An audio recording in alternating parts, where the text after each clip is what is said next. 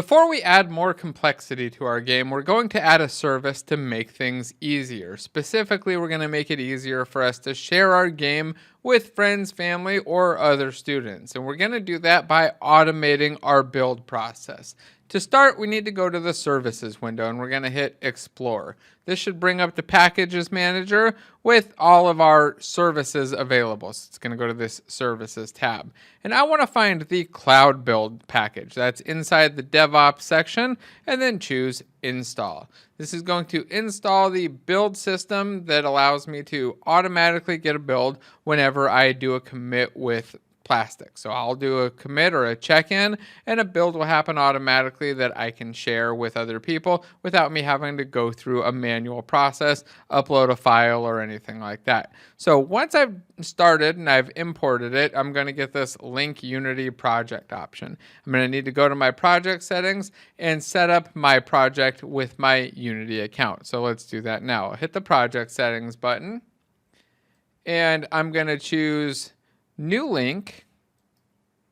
I'll select an organization. I'll use my organization that I have and hit Create Project ID. This is going to give me a project named Alien Blaster, and it's going to ask me right down at the bottom whether or not this is targeted at children under age 13. I'm just going to say no, because it is definitely not. It's not really targeted at anybody. And then we'll hit the Save button. Now I'm going to go to my cloud build section. So now notice that we have a cloud build option underneath project settings. And right up here in the top right corner, you can see that it's not turned on yet. So I need to check it and enable cloud build. Once it's enabled, it'll update in here, and it's going to give me the option to upload a build, add a target, or look at my build history. But what I really want to do is I need to add a target, and I want to do that. Well, here, let's just hit the add target button. It'll open up my dashboard.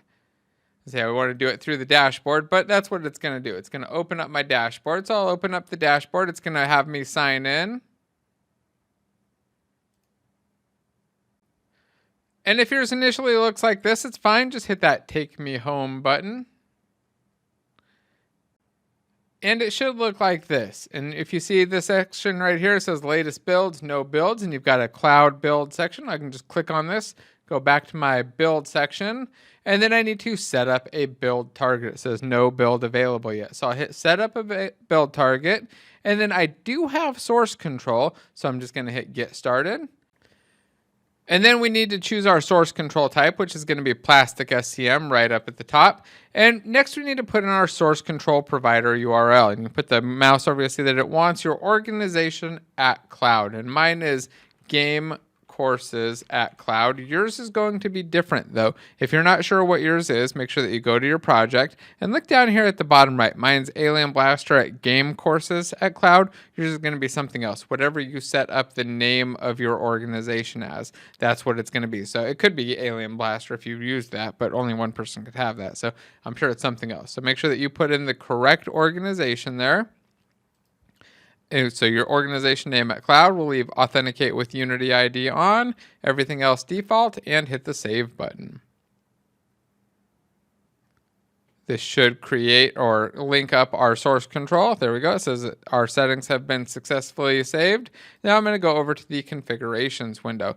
I'm going to hit the quick target setup, and we're going to choose a WebGL setup.